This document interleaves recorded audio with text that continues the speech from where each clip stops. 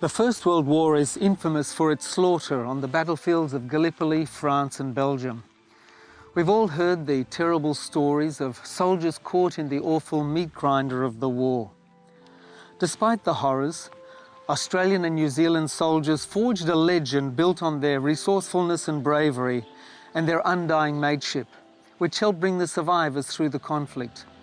While the Anzac legend focuses its attention on the heroic ordinary soldier and sometimes the outstanding leadership of particular officers, one group of Anzacs is rarely included in the Anzac story: the chaplains.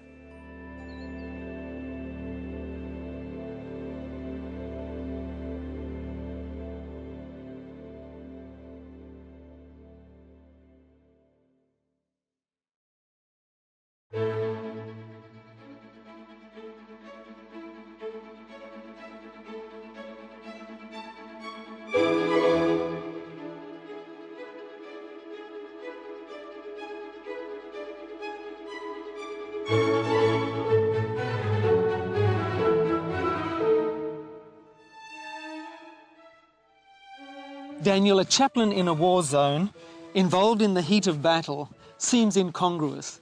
Did the Anzac chaplains here at Gallipoli experience that? Oh yes, most of the chaplains came from rural parishes or suburban churches.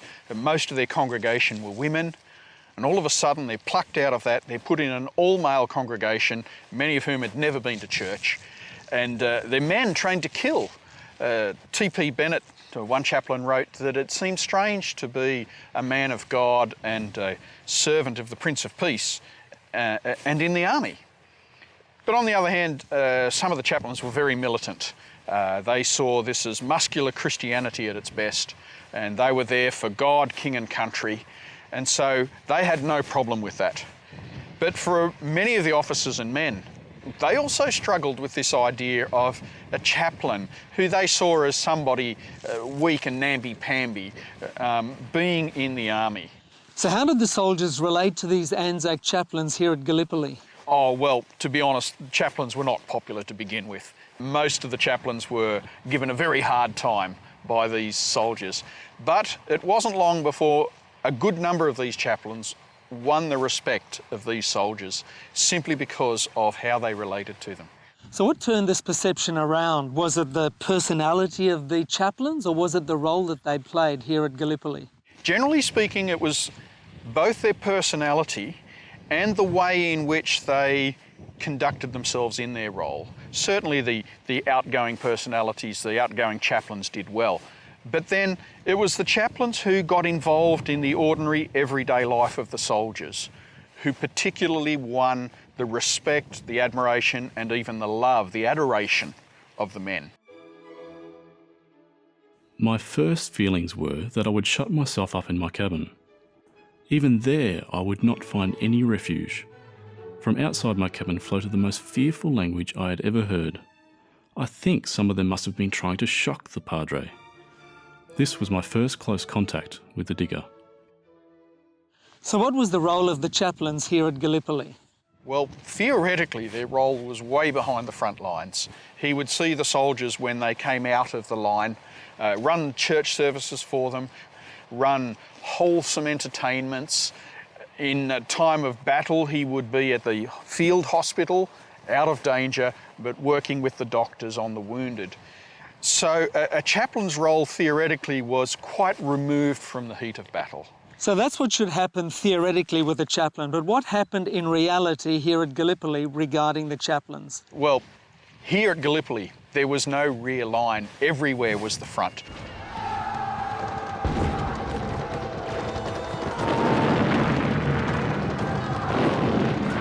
Shell fire everywhere, sniper fire in many places, and so chaplains ran the same sort of risks as everybody else. That's a story that not many of us know, that these Anzac chaplains, these men of religion, actually accompanied the soldiers to the front lines and participated and operated right here in the front lines behind us at Gallipoli. Yes, and that's part of the reason why the chaplains here won respect, because they ran the same risks as the common soldier. They lived the same life, they were on the same diet. Now, ordinarily a chaplain was an officer and officers weren't particularly liked. He was also a non-combatant, and that was another reason why soldiers perhaps wouldn't have respect for a chaplain. But here, the chaplains were involved in every aspect of the soldiers' lives. They took risks that many soldiers wouldn't take, frequently rescuing wounded out in the open. One chaplain was noted as taking down the names of the dead in plain view of the Turks, while soldiers hid and admired his courage. The Padre was moving about in full view of the enemy and was a very conspicuous figure. Chaplain Ray had a notebook and pencil in his hand, being evidently busy with the work of keeping a check of the names of the dead and a list of their personal effects. Some men were waiting under cover, and I heard one say to another as they looked back at the Padre, busy with his care for the wounded and the dead, "I'll tell you who've done good work here, these parsons."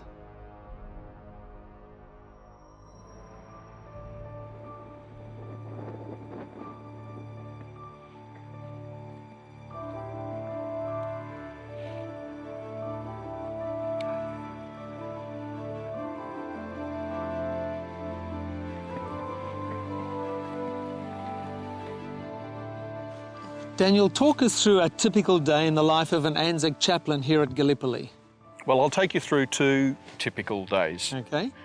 A weekday would begin at first light, probably down at the beaches visiting the wounded in the hospital, and then moving up through the valley, visiting various units under their care as they went, until they reached the front lines. They would distribute the mail, hand out parcels, and just socialise with the men and do what they could to lift their spirits. Okay, and what about the second typical day that you mentioned? Well, that would be the Sunday, and that was even more work because it would involve up to 5 church services a day, again from the beaches through to the frontline trenches. And being involved in moving around so much actually put them at more risk than many soldiers. A soldier would stay with their unit, often in some sort of protection, the trenches. It was those who had to move around who were most at risk from shell fire and snipers, and the chaplains were always on the move. One chaplain estimated that the typical Padre worked 18 hours a day. This included the burial parties at night. We get away at about 11 p.m. and back to our dugouts any time from 2:30 to 8 a.m, according to the work to be done.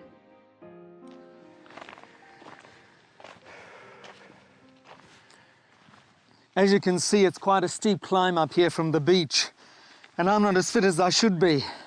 But it's certainly a lot easier for me than it was for the chaplains. I'm not being shot at as I walk.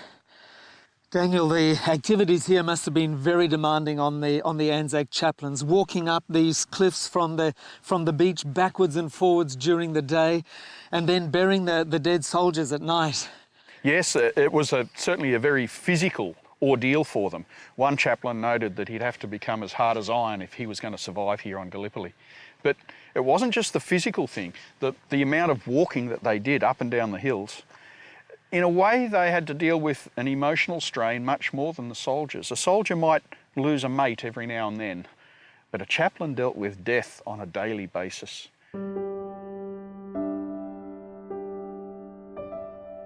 Burying men that he probably knew very well, and writing letters to the families and getting letters back, heart-wrenching letters, you know, they're just, I've read some of them, they're very emotional, and I don't think we should underestimate the emotional strain on top of the physical wear and tear that these chaplains endured here on Gallipoli.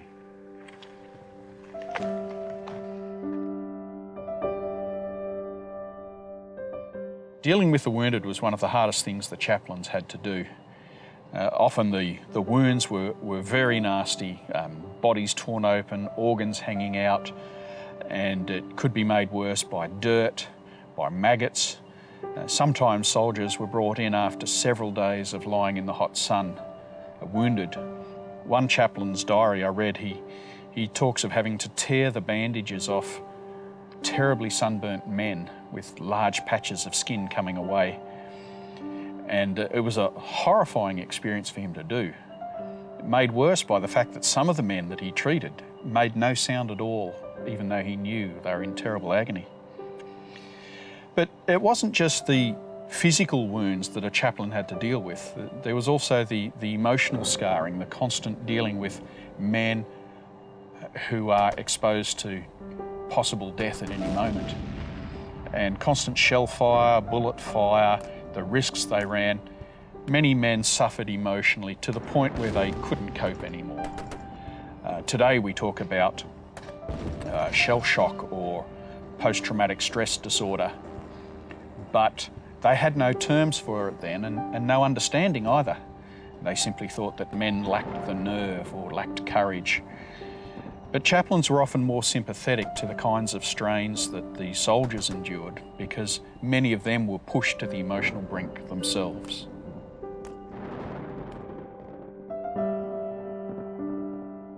I wanted to bubble and cry, take them in my arms and soothe them, for their nerves were all racked as well as their actual wounds. Instead, I joked with them and made them laugh, gave them cigarettes to smoke while I pulled the hard bandage from the wounds. The grateful looks on their faces as the wounds were freshly dressed were something to remember.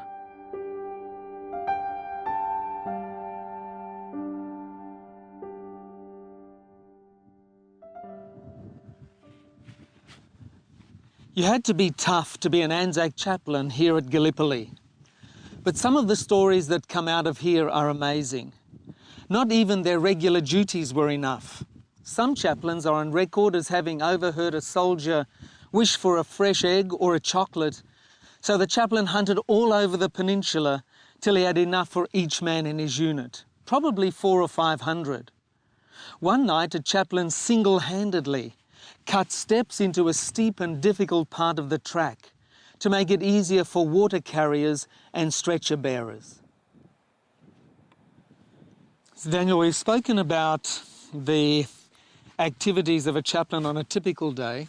What about on a day of battle? Usually their place was at the first aid post, helping with the wounded. But there were chaplains who would stick close behind the attackers so that they were able to be with the wounded and the dying while the battle was still raging.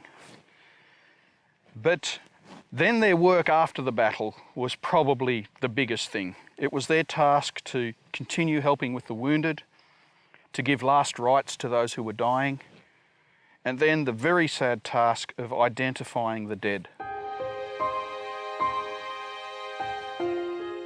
Soldiers on Gallipoli carried 2 discs tied on a string round their neck. They were usually round, but they could be hexagonal or oval or some other shape. But they both carried the same information: the soldier's name, their serial number, their battalion, and their religion. So the chaplain would take one disc and place it with the body. The other disc they would keep as proof that the soldier had died. And it wasn't unknown for a chaplain after a very big battle to come out with 3 or 4 bags of these discs. You can imagine the emotional impact this would have on a chaplain having to conduct so many burials in such a short time. Daniel, here at Queen's Post, we are right on the front line. Yeah. Here some of the fiercest fighting in the entire campaign took place. Yep. Now, we know that the Turkish and Anzac trenches were merely metres apart here at Queen's Post. We know also that the Anzac chaplains came up here to the front line to visit their soldiers. Do we know whether these chaplains were actually involved in the fighting itself? Well, we know they weren't. There are some wonderful myths floating around of chaplains leading charges, this sort of heroic stuff, but they're fabrications. In fact, a couple of the chaplains noted in their diary at the time that these stories were floating around and were totally untrue. Stories are told about myself and a couple of other chaplains leading charges on the first day here, which of course is piffle. The men greatly appreciate the work of the chaplain and are overgenerous in their estimates. If you carry a fellow's rifle to help or some such thing as that, you have led a charge. There was one particularly militant chaplain, however, and that was the New Zealander Henare Te Wanohu, who was known to carry a revolver at times. He even performed a haka on the Anzac skyline.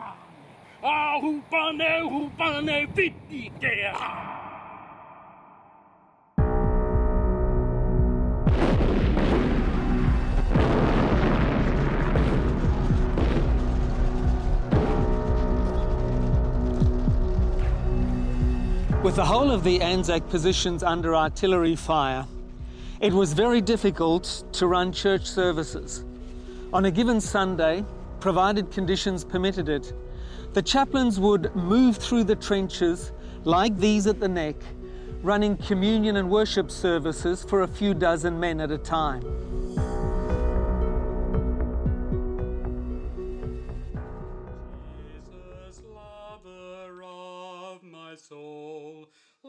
On Sunday afternoons, a little after 4, you'd see the Padre coming down Shrapnel Valley singing Jesus, Lover of My Soul, and the lads coming out of the dugouts like rabbits out of burrows and following him.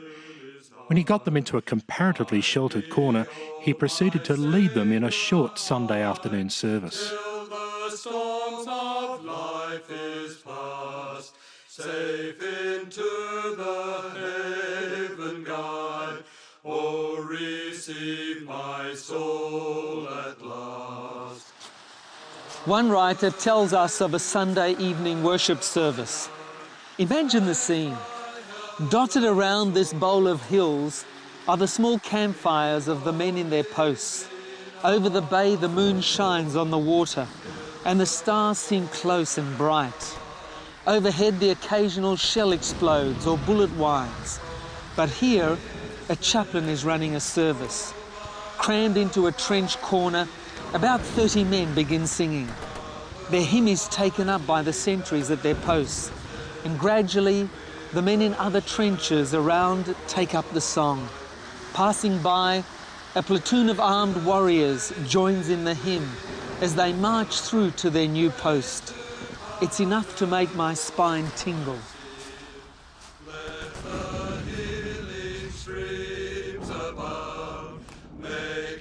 Keep me pure within.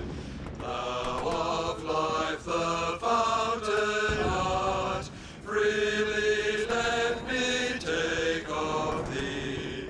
Spring thou up within my heart, rise to all eternity.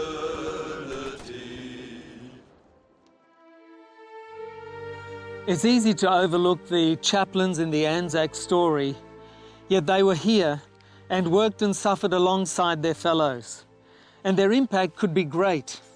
Chaplain Blackwood, who was shocked by the language of the Anzacs when he first met them, noted this once he got to know them. I have learned long since that the Australian soldier is a hypocrite, or perhaps to put it more mildly, a camouflage artist.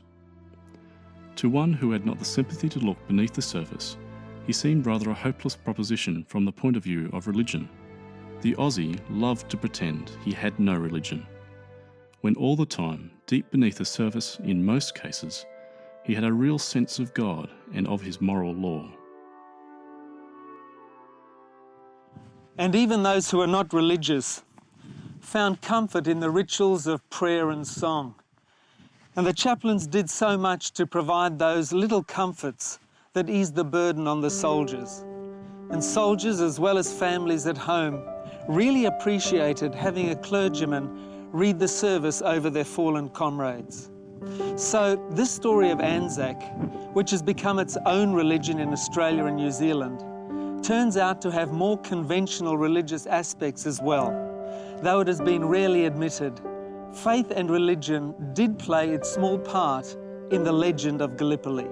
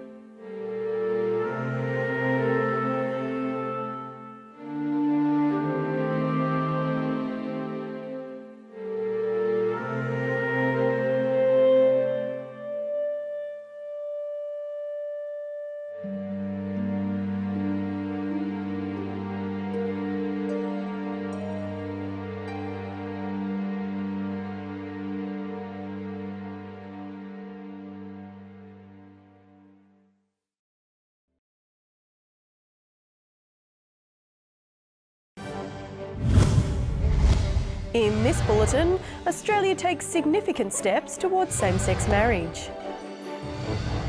Church charities offer to help families after fire devastates Margaret River. And Christians concerned as Islamists dominate the Egyptian elections. This is In Focus Christian News and Current Affairs.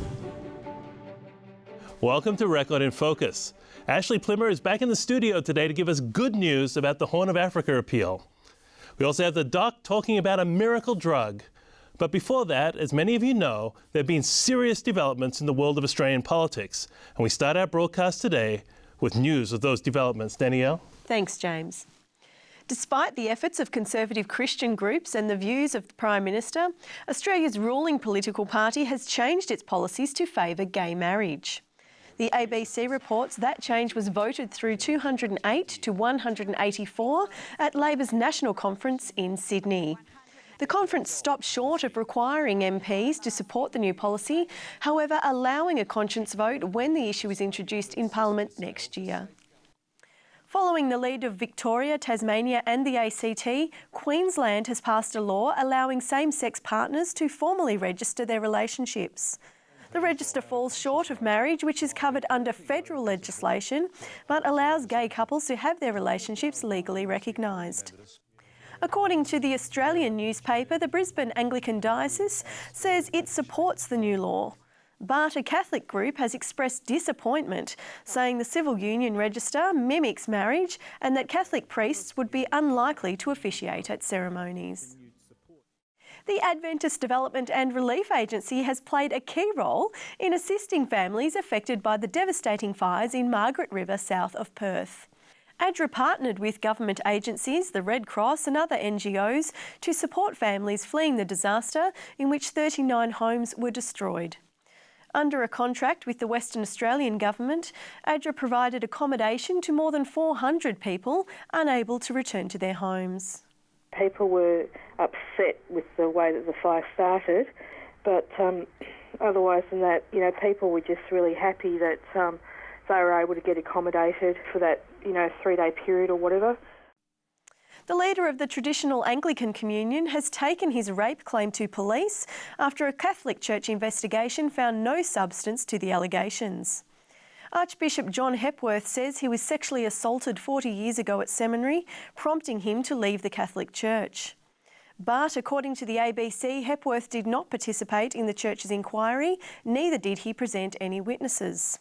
His supporters say he's bitterly disappointed at the way the investigation was carried out and has gone to the police as a last resort. Plans to air a controversial US television series in Australia have produced an outcry from Christian groups. Channel 7 plans to air Good Christian Bitches in 2012. The comedy drama focuses on the return of a divorced woman to her judgmental and hypocritical Christian friends. Family Voice Australia says the term bitch is abusive and the program treats Christians with contempt. After similar protests in America, the series was renamed Good Christian Bells. This month, millions of people around the globe have paused to remember World AIDS Day. After 4 decades of the epidemic, the mood is upbeat, with the United Nations saying an end to HIV/AIDS is in sight if countries will continue to work together. But 33 million people are still infected, with the ratio as high as 1 in 4 in parts of southern Africa. The Adventist Development and Relief Agency has developed an online resource package for individuals, churches and other organisations wanting to raise awareness and make a difference. Concerns for the future of Christians in Egypt are rising after the first round of national elections saw Islamist parties take out 60% of the vote. CNN reports the Muslim Brotherhood's Freedom and Justice Party is the front-runner so far, with 40% of the vote. In second place is the hardline Salafist Al-Nur Party, which has the stated aim of returning Egypt to the original Islam of Muhammad. Salafist groups have been accused of being involved in attacks against Christians. However, it's early days yet, with the complex electoral process due to continue until mid-2012. Amid ongoing discussion about women in leadership, Seventh-day Adventist World Church leaders have announced the timetable for a review of the theology of ordination. According to the timetable, each of the Church's 13 world divisions will convene a Bible research committee whose findings will be passed on to the General Conference by mid-2013. Any recommendations voted through will be on the agenda for the 2015 General Conference session to be held in San Antonio, Texas. We do a lot of things based upon what John Wesley did, which is not wrong, but it's a tradition rather than a theology. So we've never looked at a theology of ordination before. I mean, why do we ordain deacons, and then elders, and then ministers? What is the biblical justification for having those different levels of ordination? After a year of concentrated community outreach, Adventists in the south of Colombia have seen more than 1,500 people come to Christ. The final evangelistic push saw public meetings held in the growing region's 5 largest cities, with the series in the capital Bogota also being televised. Broad-based church involvement was central to the strategy, with members participating in blood donor drives, health expos, a half marathon and prayer initiatives. Plans are already underway to reach 5 more cities in the region next year. And speaking of participation and half marathons, 1,022 people have crossed the finish line at the ADRA New Zealand charity run in Auckland. All shapes and sizes lined up at the start.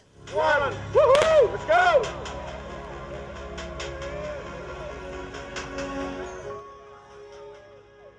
Serious athletes took on the 21-kilometre course, while others contented themselves with the 5 or 10k fun run. Apart from sore muscles and a feeling of accomplishment, participants achieved a fundraising total of nearly $60,000 for community development and disaster relief projects. Well, that's the news for this week, but James, quite disappointing what Channel 7 are doing with their programming. It really is. That's really remarkable. It's so demeaning and discriminatory, and it's hard to imagine a major network putting on a show that had a title similar to that involving Muslims or Jews or any other religious minority group, and neither should they. If you think that this has gone far enough, you can go to the website right there on your screen and make your voice known, because at the end of the day, it probably has just gone way too far. When we come back, we have Kent and Lyle to talk about politics in Canberra and what a hot week it's been. Stay with us. Avondale provides you with an opportunity that's more than just a degree. They offer you life experiences and opportunities to get involved and to really grow and mature. I think Avondale support the self-giving and the helping of others and putting others first and thinking outside the square. I think Avondale supports you and encourages you to look beyond yourself and what more there is in life. We're all searching for love. It's something we all want. It appears to be something we all need. People say it makes the world go around. Can love change?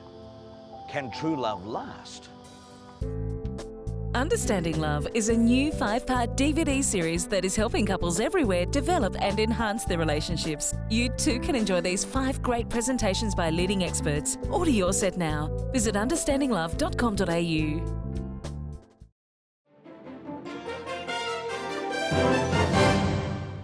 Welcome back. And now we go to Lyle Shelton in Canberra with his view on what's been happening in Australian politics. How you doing, Lyle? Yeah, doing very well, thanks, Kent.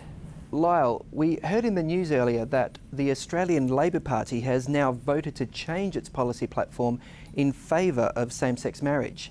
Now, your organisation and other groups have been fighting to keep marriage for one man and one woman. So is the battle essentially over? Look, Ken, no, I don't think the battle is over. We've seen a very historic change made by the Labor Party. They have walked away as a party from the idea of a man and a woman and children being the basis of marriage. That's a radical shift, and it's a very sad day for Australia that a major political party has done this. Yes. The Labor Party is now saying through Stephen Jones, one of its members, that it will move a private members bill in early February when Parliament resumes. So the battle shifts to Parliament now, where Labor will have a conscience vote, and it remains to be seen whether or not that will be successful in the Parliament. Most analysts, I think, would say that a conscience vote in the Parliament would result in marriage being upheld, but there's no guarantees. Lyle, your organisation was against this issue being made the subject of a conscience vote in Parliament, but is a conscience vote now really the only realistic way that traditional marriage can be preserved? Well, look, it is unclear, but what is clear is that we had a very clear election promise from the Prime Minister and the Labor Party, and also clear election promises from the Coalition and Tony Abbott, that marriage would be upheld in the life of this Parliament. Both parties took that position to the last election. Now, we live in a time where cynicism with politicians is at an all-time low. If either party were to break that, then that would just drive that cynicism even lower still, and that's something we can ill afford, because we've got to find a way to restore public trust in politics. And unfortunately, the way this debate is being played out only furthers that disillusionment with politics. What about other parts of the world, Lyle, where same-sex marriage has been legalised, and we've seen churches in fear of ending up in a courtroom if they refuse to host or officiate at same-sex weddings? Is that a realistic concern for Australia? Look, I think that is a very realistic fear. At the Labor conference on the weekend, we saw speakers such as Senator John Faulkner saying that same-sex marriage was a human right, and therefore it was unconscionable not to allow this to pass through the Parliament. Now, if that's his view, then there's no way in the world that people are going to be content with allowing churches and Christian schools and Christian charities to maintain religious freedom, particularly in areas of employment, particularly as to whether same-sex couples can be married in churches. If this is a so-called human right, then we're going to see pressure through anti-discrimination legislation and freedom of speech legislation to put more and more pressure on the church. So I think these are realistic concerns, and this is a very historic shift and one that we should all be very concerned about. Interesting times. Okay, thanks for your time, Lyle. It's been a pleasure, Ken. Over to you, James. Thanks so much, Kent. It's great to have the doc back in the studio, and today he's here to talk to us about statin drugs. What are statin drugs? Oh, g'day, James. How are you? Hello, everybody. Nice being here once again. We talk about the statins, and this is the most widely used drug for heart medication throughout the Western world. Tens of millions of people chuck this down every day of their lives. This one is called Crestor, one of many, the most recent one. Millions of these are taken every day. The idea that they are aimed at reducing the cholesterol level or the fat level in the blood. Now, as we know, the LDL type of cholesterol, that's the bad one as opposed to HDL, the good one. LDL narrows blood vessels, and that reduces the blood supply to the heart as well as other parts of the body, and that increases the risk of having angina, heart pains, and heart attacks and strokes. So why wouldn't you take the jolly things? Well, why wouldn't you? Why wouldn't you? Well, a good reason. According to the New England Journal of Medicine, again from the world's bastion of medical knowledge, Massachusetts Hospital in Boston, and they have written a story, which we've known for quite a few years, that the statins cause muscle fibre spasm called myositis. And if it gets worse and worse, it can lead to another condition called rhabdomyolysis. How serious is that? It can kill you. That's pretty serious then. No, that's an advanced form, and unless you do something about it, it can occasionally, very rarely, kill. Now, this is the bad side of it. We take this stuff to help our arteries and the blood flow and bring the fat down. We take it for the good reasons, but then these bad side effects creep in. Now, if that happens, please see your doctor. Don't put up with it. Go and see your doctor. He may change the brand to a different brand, which may have less adverse side effects, and that may solve the problem. Or he may add some other thing in addition to the medication, have less medication. But for most people, the good effects are going to be greater than the bad effects. In the overall total pattern, the positives far outweigh the negatives. So for my money, and I take this, I take this stuff every day of my life. I suffer, but still I'm prepared to put up with it. I want to live till the age of, Mum lived to 100, so I read 110. You're on track. Okay, well, thanks so much for being with us, Doc Wright. If people want to know more about this issue and other health issues, where should they go? Oh, the only place in the world, docwright.com.au. All the information you want is there. Go to it. Excellent. Thanks so much, Doc. Stay with us because after the break, we have a great interview for you.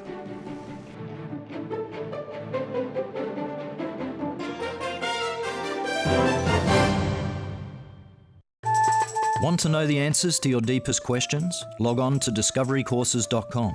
15 totally free courses discuss spirituality, lifestyle, archaeology and health. Make your personal discovery today at discoverycourses.com. Who is Jesus?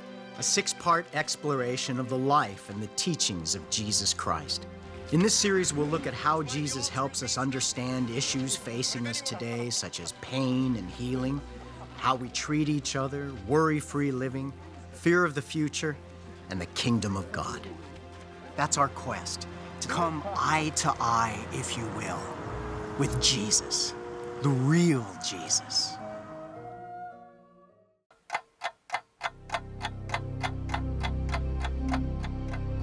One in 3 women around the world are victims of physical or psychological repression. End it now.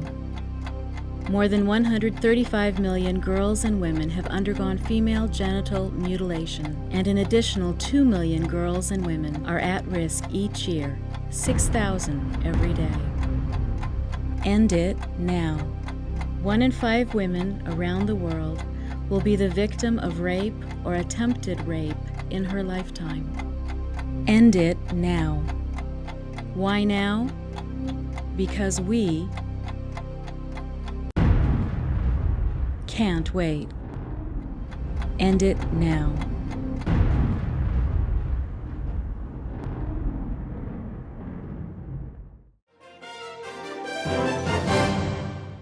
Welcome back. It's great to have Ashley Plimmer back in the studio.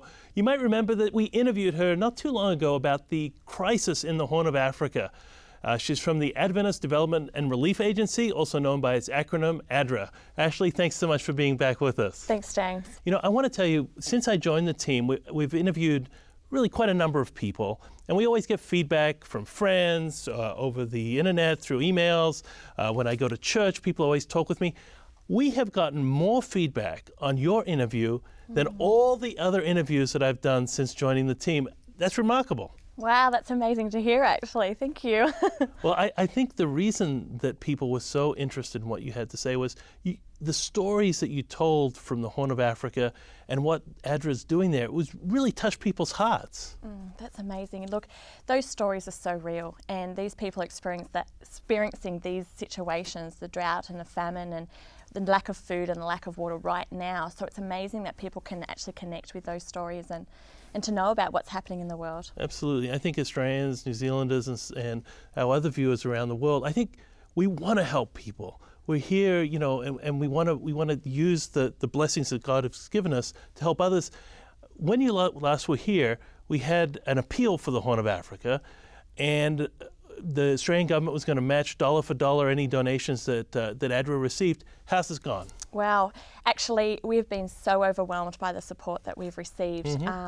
To date, basically, we've raised over $1 million. We're still, I guess, tallying up the statistics for those. So we're over $1 million at the moment, and we're just overwhelmed by the generous support by our ADRA supporters. Well, that's fabulous, and I guess that means if ADRA's raised over $1 million, the Australian government comes in and matches it. We're at well over $2 million on this project. And that makes doing a show like this worthwhile to be a little part of that success. That's fabulous. Now you have the funds. What are you going to do with them? Okay, well, we've because we've been so surprised about the amount of funds that we've raised, we are now looking at doing 2 projects. So we're working currently in Kenya. We've kick-started that project, and we're providing food for the next 7 months, as well as digging deep boreholes. So there are 150-metre deep boreholes to access the water at that lower table.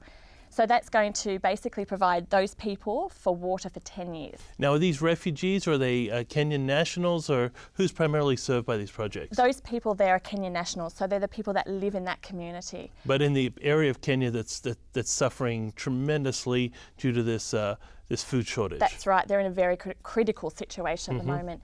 Now, because of the additional funds that we've raised, which is excellent news, we're able to now work in Somalia.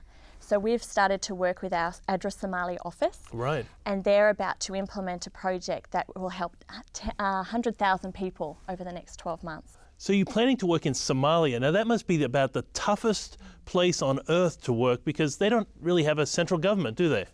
No, it is really, really tough to work there, and we're actually working with whatever government or authorities system there is to try and help the most neediest. So ADRA is able to now work in the areas that are declared a famine. So they're the most vulnerable people in the world right now. So basically the food shortage in Somalia is the worst it's ever been since the 1980s famine. Wow, so back to the Live Aid time when we had all that Feed the World. Here we are, all these years later, we have a critical food shortage, and really there wouldn't be that many organizations that would have the, I guess, the skill and the organization to be able to get into a place like Somalia and really make a tangible difference. It must be tremendously satisfying actually to be working with ADRA at this point. It is quite amazing actually, because ADRA has an ADRA Somalia office. So we're able to operate in the areas that are a little bit restricted. So we're able to provide food, water, sanitation, healthcare, and seeds for farmers for the next 12 months in those areas.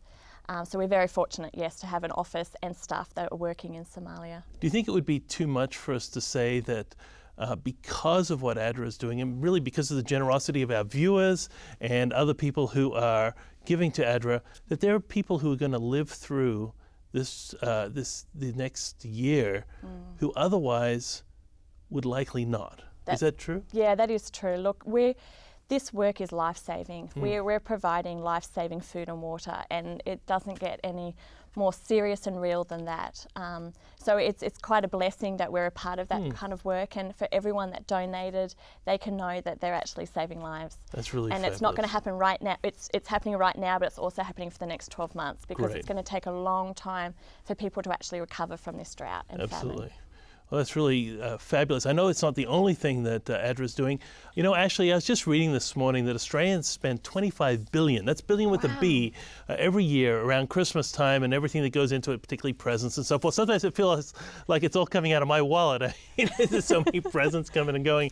But a lot of that stuff's going to be plastic stuff that kids break by the end of the day, or it's disposable.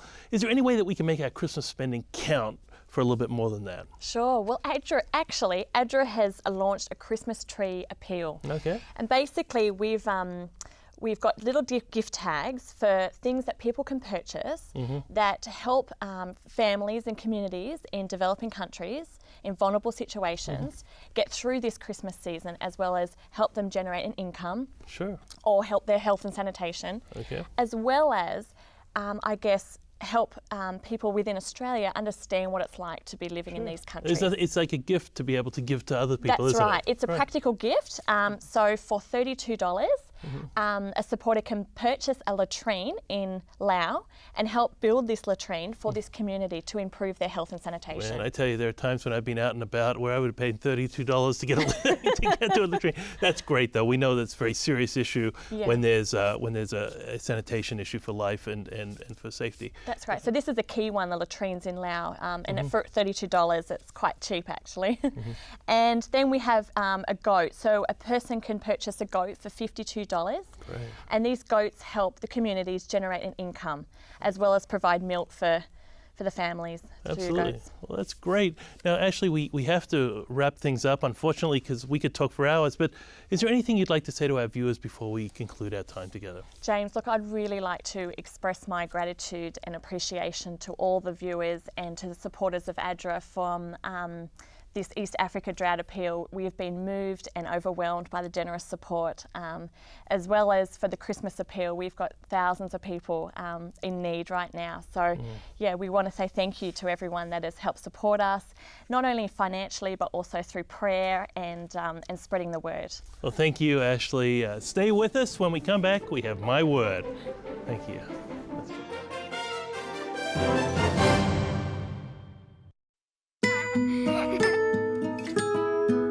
110 years ago, a few Australians started a little business. A business that believes in the potential of my children as much as I do.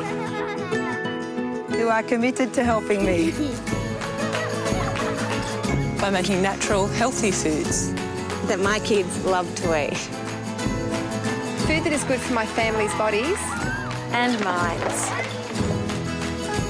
They're as proud to be Australian as I am, and still committed to raising generations of healthy Australians. You've probably heard of them. Their name?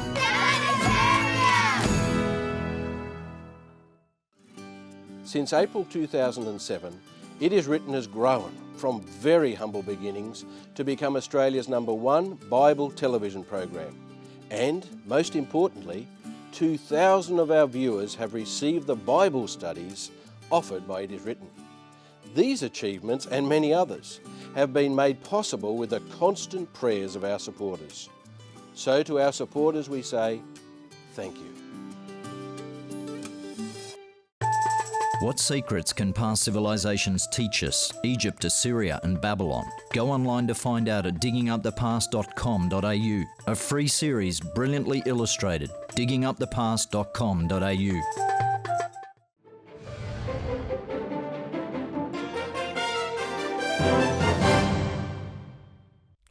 When my little 5-year-old cousin came up to me and said, "Evelyn, I want to be just like you," it took me completely by surprise. My beautiful little cousin wanted to be like me. Now, I'd never noticed how much she copied what I did until, spending more time with her, I began to realize how much influence I had. It made me a bit worried. When I was younger, I would look up to my aunties and wish I could be like them, dress like them, speak like them, and even act like them. Everything they did was awesome in my little eyes. Now at 22, I've become the influencer. For that reason, I need to be very careful of how I represent myself and the one I choose to live for. Titus 2:7 says, "Show yourself to be an example of good works in every way. In your teaching, show integrity and dignity." Jesus encourages us to be imitators of him. That perfect human should be our example of how we should live our lives. Then hopefully we could be that same example to others. This is my word. I'm Evelyn Hernandez.